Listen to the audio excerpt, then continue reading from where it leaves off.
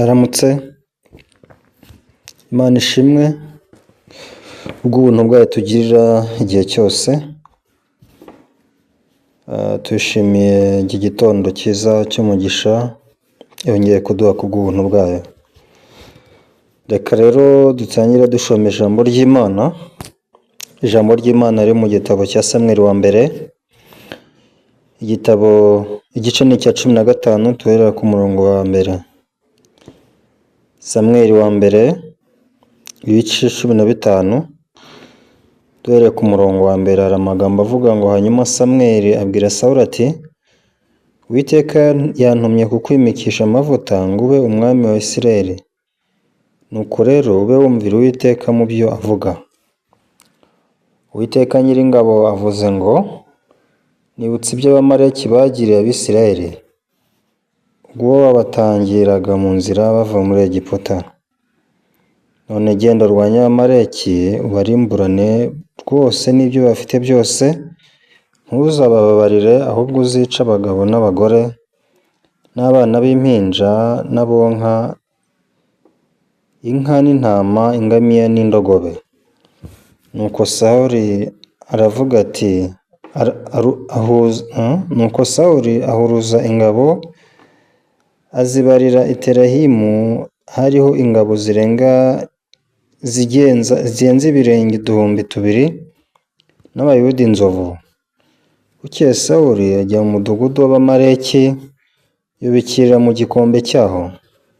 Sawuli agezeyo abwira Abakeni ati mumanuke muve mu Bamaleki ne kubarimburana nabo, kuko mwagiriye imbabazi Abisirayeli bose ubwo bavaga muri Egiputa.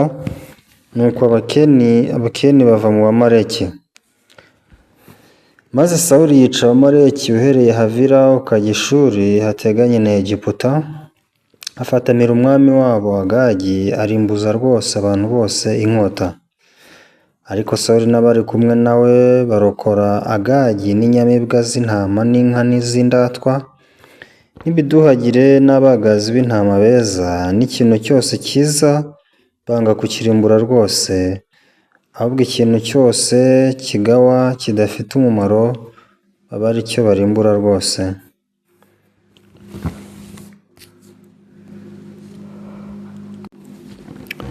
Uwiteka ubwo yatoraga umwami Sawuli ngo abe umwami wa Isirayeli, yari azi ko ahari Sawuli azaba igikoresho cy'Uwiteka, agasohoza ubushake bw'Imana nk'uko bwari buri ku bwoko bwayo.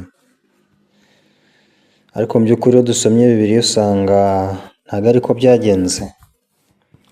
Sawuli ajya gutoranywa bivuga ko yari umusore mwiza kandi muremure w'igikundiro, nuko ahinduka umwami wa Isirayeli, yimikishwa amavuta aba umwami wa Isirayeli gutyo. Rero iyo urebye igihe cye cyose uhereye atangiye kugeza asoje cyangwa se apfuye, bivuze ngo igihe atarakira umwami wa Isirayeli, usanga Sawuli imitekerereze ye n'imyumvire yari itandukanye n'imyumvire y'Uwiteka. Umutima Sawuli yabanaga nawo wari uhamanye n'umutima w'Imana. Ntibyashoboka, ntibyanabaho ko umuntu asohoza ubushake bwa shebuja mu gihe nawe afite ubushake bwe. Kuko kugira ngo umuntu asohoze ubushake bwa shebuja ibi bisaba ko yemera akaba imbata ye. Mu yandi magambo, nubwo twaba dufite ubushake bwacu twumva twasohoza, mu gihe ari ubushake bw'utuyoboye cyangwa se bw'udukuriye, mu gihe ari ubushake bwa databuja, ubushake bwanjye bugomba kuburizwamo, hanyuma hakagaragara ubushake bwa databuja. Icyo gihe nibwo nzagenda na databuja neza kandi nkanezeza umutima we. Naho birashoboka ko nawe mfite ubushake bwanjye, databuja nawe afite ubushake bwe, bigasa naho koko nkurikiye ubushake bwa databuja, ariko byagera igihe nyacyo cyo gushyira mu ngiro, byagera cya gihe nyacyo cyo gufata umwanzuro, bikarangira nkoresheje ibitekerezo byanjye cyangwa se bikarangira nshyize mu bikorwa ubushake bwanjye, icyo gihe rero ntibivuga ko nubahirije databuja, ahubwo bivuze ko nubahirije njyewe ubwanjye. Iyo bigeze ku Mana ho rero biratandukanye cyane. Imana mu gihe ari databuja, Imana mu gihe ari umuyobozi wacu, tuba tugomba guhuguka neza tukamenya ubushake bwayo n'umutima wayo. Kubera ko akenshi iyo abantu babaho mu isi y'umwuka, hari ubwo batekereza ko bayobowe n'Uwiteka, hari ubwo batekereza ko bari mu nzira y'Uwiteka kandi bari mu bushake bw'Uwiteka, ariko nyamara bari kugendera mu mugambi wabo, bari kugendera mu bushake bwabo. Niyo mpamvu iyo dusoma Bibiliya bikomeza kutwereka ko ku munsi w'imperuka hari igice kinini cy'abantu bazatangara, kuko babayeho ubuzima bwabo bazi ko ari abantu bizera Imana neza, ari abantu bakoreye Imana nk'uko bikwiriye, ari abantu bagendeye mu ijambo ry'Imana nk'uko ribasaba, ariko nyamara ku munsi w'imperuka bazatungurwa gusanga batari mu mugabane wabo Uwiteka yishimira, batari mu mugabane wabo Uwiteka yiteguye kwakira mu bwami bwe. Bazatangara kandi bazumirwa, bazaboroga, bazavuza induru, kuko ibyo batari barigeze batekereza bibayeho mu buzima bwabo. Niyo mpamvu rero mu gihe twizera Imana, mu gihe twizera ijambo ry'Imana, tuba tugomba kwitondera cyane tukamenya ubushake duhagazemo ni ubwande, ubushake turi kugenderamo ni ubwande. Rero Sawuli akimara kwimikishwa amavuta n'Uwiteka, akimara gushyirwaho amavuta na Samweli mu buyobozi bw'Imana yari yamuhaye ngo ugende unyimikire uriya muntu ahinduke umwami w'Abisirayeli ndetse n'Abayuda, byasaga naho koko Sawuli azagendera mu bushake cyangwa se mu butware bw'Ishobora byose. Rero ubuyobozi bwa mbere Imana yamuhaye agihinduka umwami wa Isirayeli, ni uko Sawuli atigeze abusohoza n'umutima we wose. Sawuli ntabwo yigeze abusohoza agendeye ku buyobozi bw'Imana Ishobora byose, ntiyigeze agendera ku buyobozi Imana yamuhaye cyangwa se ku mabwiriza Imana yamuhaye. Byageze hagati Sawuli nawe yishyirira kwake, agira ibitekerezo kandi byiza, bisa naho kuko ari ibitekerezo by'umurimo w'Imana cyangwa se by'ishyaka ry'umurimo w'Imana, kubera ko Imana yaramwohereje ngo agende arimbura Abamaleki bose, nta n'umwe asigaje, kuko Uwiteka yari yibutse ibyo Abamaleki bagiriye Abisirayeli ubwo bavaga mu gihugu cya Egiputa. Niyo mpamvu Imana yatekereje kurimbura Abamaleki nta kintu n'iki na kimwe gisigaye, baba abana, baba abakuze, baba abasore, baba abagore, baba abakobwa, inkumi, yemwe yaba n'amatungo, yaba meza yaba mabi, Imana yari yamutegetse kurimbura buri kimwe cyose kiri muri Amaleki, ntagire ikintu asigaza. Mu yandi magambo Imana yari yamutumye kurimbura, kubera ko hano Bibiliya avuga ngo umurongo wa kabiri uvuga ngo Uwiteka Nyiringabo avuze ngo nibutse ibyo Abamaleki bagiriye Abisirayeli ubwo babatangiraga mu nzira bava mu Egiputa, none genda urwanye Abamaleki barimburane rwose n'ibyo bafite byose, ntuzabababarire. Hano Imana iravuze ngo ugende urimbura Abamaleki kandi ubarimburane rwose n'ibyo bafite byose, ntuzababarire. Hano ijambo byose, ibyo bafite byose, ntuzababarire, ushatse waricaho akarongo. Aha ngaha Uwiteka yaravuze, kandi icyo avuze cyari gihamye, kandi Uwiteka ntajya asubiza ijambo ryasohotse mu kanwa ke, byanze bikunze araririnda mpaka arisohoje. Rero Imana yashakaga gusohoza ubushake bwayo binyuze muri Sawuli. Nibyo koko Sawuli ntiyasuzuguye Uwiteka ngo avuge ati rwose ntabwo nshobora kurimbura ubu bwoko bw'Abamaleki, ntabwo bishoboka. Ahubwo yakusanyije ingabo ze ndetse zitabarika, zari zifite ibikoresho byose, zaragiye zigota umurwa wose kugira ngo zirimbure. Bararimbura, ariko bageze hagati Sawuli agira igitekerezo kivuga ati ibi biduhagire by'abagazi b'ihene ndetse n'intama n'ibimasa byiza bibyibushye mwabisigaje. mukarimbura utubi tugiye ari tubi dusa nabi tunanutse rwose mo ari two murimbura. Uko nguko niko babigenje, bafata ibiduhagire by'abagazi b'ihene ndetse n'intama ndetse n'inyana nziza z'imishishe ndetse n'ibimasa, nuko barabisigaza ntibabirimbura. Ibisigaye byose bitasaga neza mu maso yabo barabirimbuye barabimara. Ndetse barokora na Agagi umwami w'Abamaleki ntibamwica. Ariko ukuri guhari ni uko Imana yari yaramubwiye ko nta kintu na kimwe agomba gusigaza. Ako si ibitekerezo byo kugira icyo asigaza cyavuye hehe? Iyo ubisesenguwe neza usanga mu by'ukuri atari abisigaje kubw'umutima mubi. Oya, ntabwo yari abisigaje kubw'umutima mubi. Kuko usanga yari abisigaje n'ubundi ngo abihe Uwiteka. Kubera ko yashakaga gutura igitambo Uwiteka ayishimira ko yamubashije kunesha abanzi be. Isi y'umurongo wa 15 hari amagambo Sawuli yabwiye Samweli ubwo yamusangaga aje kumugayira ko atubashye itegeko ry'Uwiteka. Sawuli yaramusubije ati, Sawuli amusubiza ati, bazivanye mu Bamaleki kuko abantu barokoye inyamibwa z'intama n'inka z'indatwa ngo ni izo gutambira Uwiteka Imana yawe, naho ibindi byose twabirimbuye rwose. Murumva ikintu Sawuli yabwiye Samweli? Rwose ibiduhagire by'intama, inyamibwa z'intama n'inka n'iz'indatwa ngo nizo gutambira Uwiteka Imana yaweho igitambo. Ese mu magambo cyangwa se mu buyobozi Imana yahaye Sawuli byarimo? Hari Imana yigeze imubwira ngo nimurimbura mwibuke kuntambiriraho igitambo mu byo mwarokoye byo mu Bamaleki byiza mwatoranyije mu bindi? Iri jambo ntaryo yasohotse mu kanwa k'Uwiteka. Icyasohotse mu kanwa k'Uwiteka ni uko Sawuli yagombaga kurimbura buri kimwe cyose, byaba byiza byaba bibi, n'ibyo batunze byose ngo ntagire na kimwe ababarira. Mu yandi magambo Imana yari yamutumye gutsembatsemba. Ariko babigenza bate? Bagira igitekerezo cyo gutambiraho Uwiteka igitambo. Igitambo nta kindi cyari cyo gushimira Uwiteka ko yabashije kunesha cyangwa se gutsinda ababisha.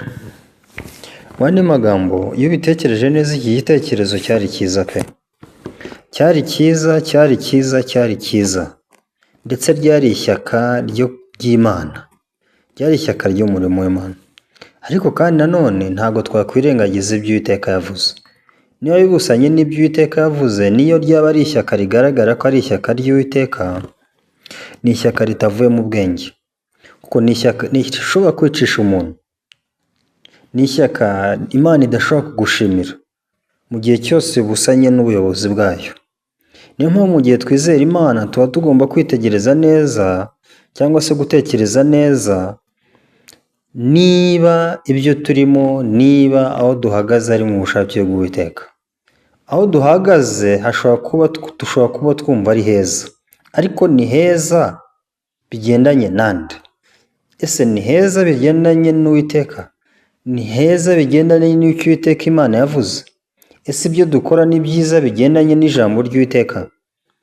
Biramutse ari byiza gusa kuko tubyumva, kuko twumva binoze, bitunogeye, biramutse ari byiza mu buryo bw'aho binogeye umutima wacu, tutigeze tureba ku ruhande rw'Uwiteka ku cyo Imana yavuze, icyo gihe haba harimo ikibazo gikomeye cyane.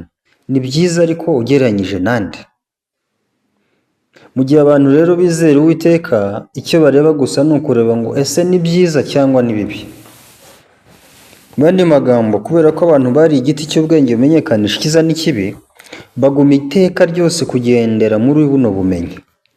Kuko umuntu azi icyiza se n'ikibi, igihe cyose ugendera kuri kino kigereranyo.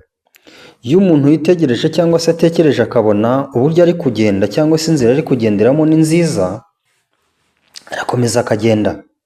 Ariko ntareba ngo ese ni nziza bigendeye kuri njye cyangwa bigendeye ku Uwiteka? Ese ni nziza bijyanye n'uko Uwiteka yavuze cyangwa ni nziza bijyanye n'uko njye mbyumva mbitekereza?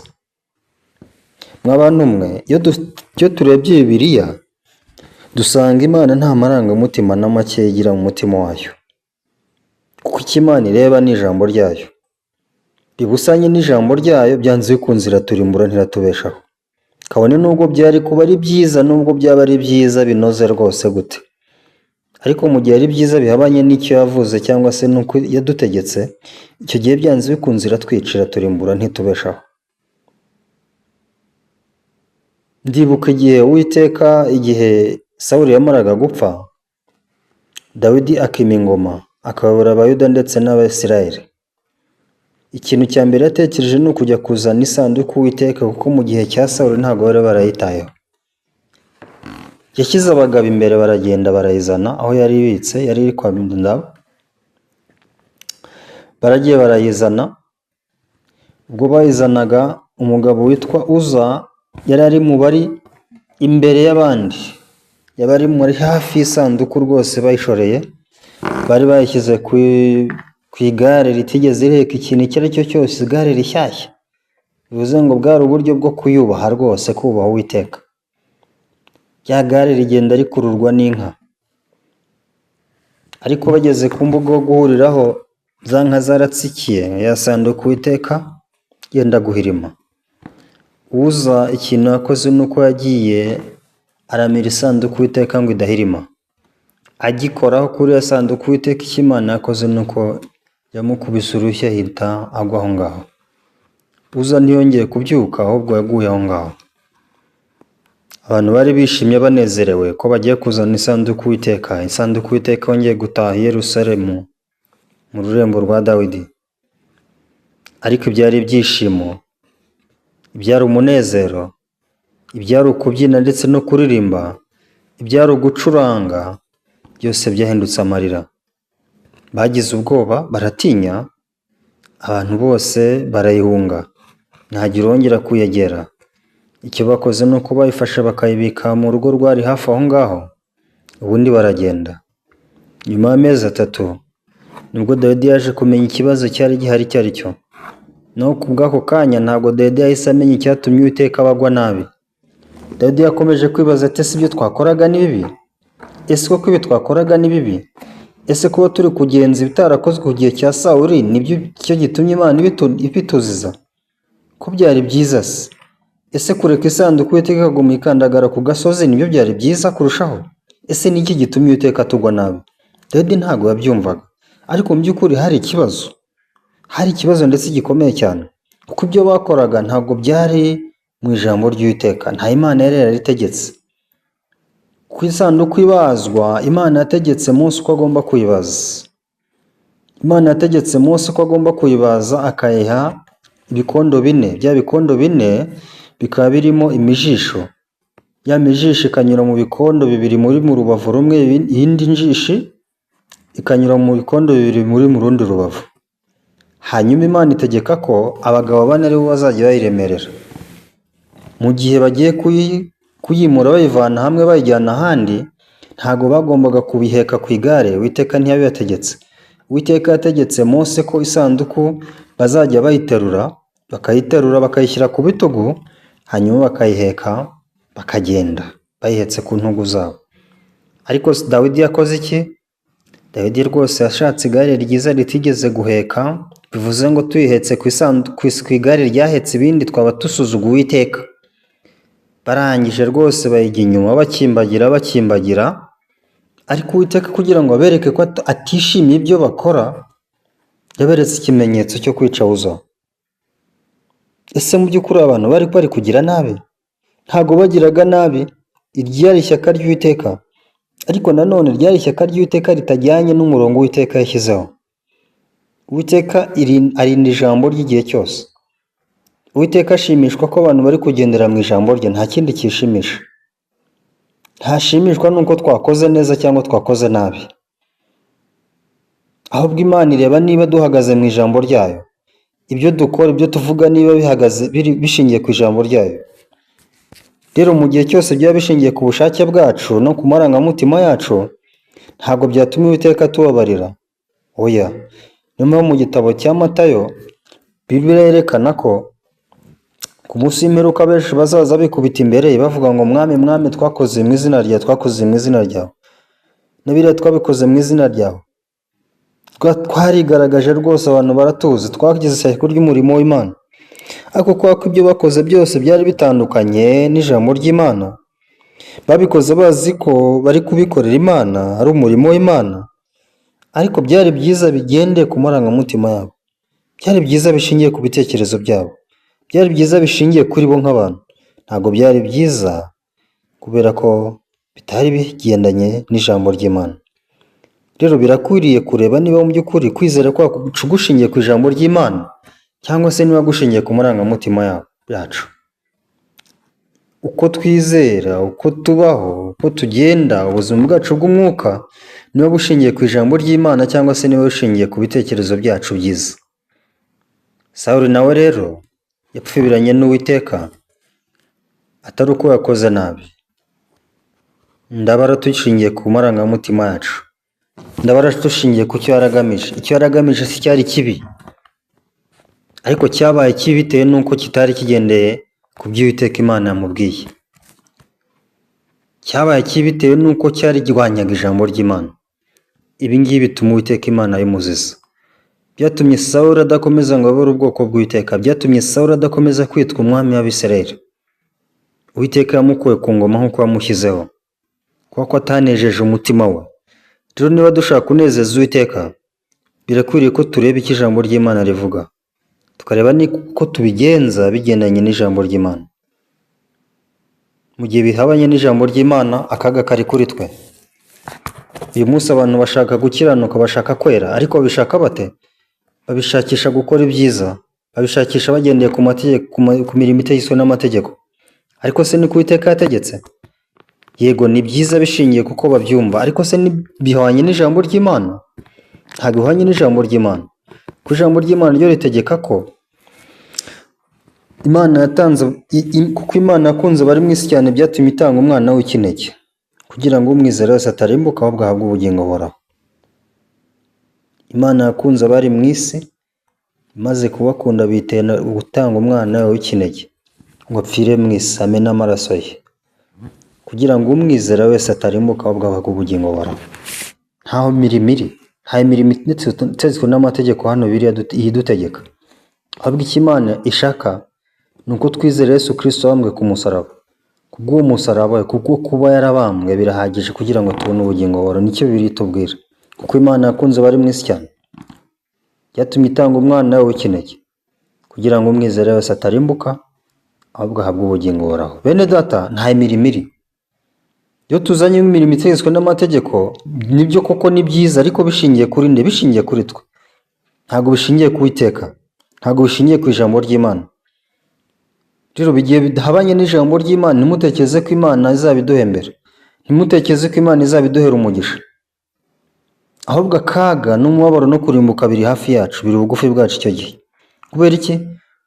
Kuko turi kwizera, uko turi kugenda, uko turi kuba ubuzima bw'umwuka bitandukanye n'ijambo ry'Imana. Gukiranuka, ubugingo buhoraho, Imana yabugenye binyuze mu kwizera Yesu Kristo. Ntaho Bibiliya igaragaza yabugenye binyuze mu mirimo itegetswe n'amategeko, kuko ubugingo ntibwaboneka binyuze mu mirimo itegetswe n'amategeko. Ntabwo Uwiteka Imana yabugeneye, yabugeneye mu kwizera Yesu Kristo. Yesu Kristo rero ubwo yazaga mu isi, niwe wabaye igitambo kimwe kizima kandi gikuraho ibyaha. Bivuze ngo niba wizera ko Yesu Kristo yazutse, Yesu Kristo yagukuyeho ibyaha byawe byose. Niyo mpamvu imbere y'Imana uri umukiranutsi, uri umuziranenge. Imbere y'Imana nta cyaha Imana ikubaraho, bidaturutse kuba warakoze cyane, bidaturutse kuba warubaje imirimo itegetswe n'amategeko, oya, kubera ko Yesu Kristo yapfuye kandi akazuka. Kuba Yesu Kristo yarapfuye akazuka, ufite ubugingo ku Mana, ufite amahoro ku Mana. Ibindi byose bizaho nyuma ni amarangamutima yacu, kandi tubonye ko amarangamutima yacu akenshi aturimbuza, ntabwo aduhesha ubugingo. Dushobora kubikora tuzi ko ari byiza, dushobora kubikora twumva ariko byakagenze, ariko mu by'ukuri dukwiye gusuzuma tukareba niba bijyanye n'ijambo ry'Imana cyangwa bitajyanye naryo. Mureke rero kwizera kwacu kube kugendanye n'ijambo ry'Imana. Mureke dukureho amarangamutima, kuko Imana yo nta marangamutima igira. bivuze ngo niba nta marangamutima igira ntabwo izita ku marangamutima yacu, izita kureba niba mu mitima yacu twiringiye Uwiteka, twiringiye ijambo rye. Kadusenge. Mana turagushimye, tugushimiye ko wageje ibyaha byacu, tugushimiye ko waduhaye Yesu Kristo kugira ngo abe igitambo kimwe kizima kandi gikuraho ibyaha, kandi tumushimiye ko wabidukuyeho. Turishimiye kubera ko tutazarimbuka, ntabwo kuba tutazarimbuka ntaho bihuriye n'ibyo twakoze cyangwa tutakoze. Kuba tutazarimbuka ni uko Yesu Kristo yapfuye kandi akazuka, niyo mpamvu dufite ubugingo muri we, niyo mpamvu dufite amahoro, niyo mpamvu dufite ibyiringiro, kandi ibyo byiringiro ntibidukoze isoni. Reka isi yose mwana imenye iri banga, reka buri wese ashyire amarangamutima yo hasi ahubwo yishingikirije ijambo ryawe. Dusenze twizeye mu izina rya Yesu, amen.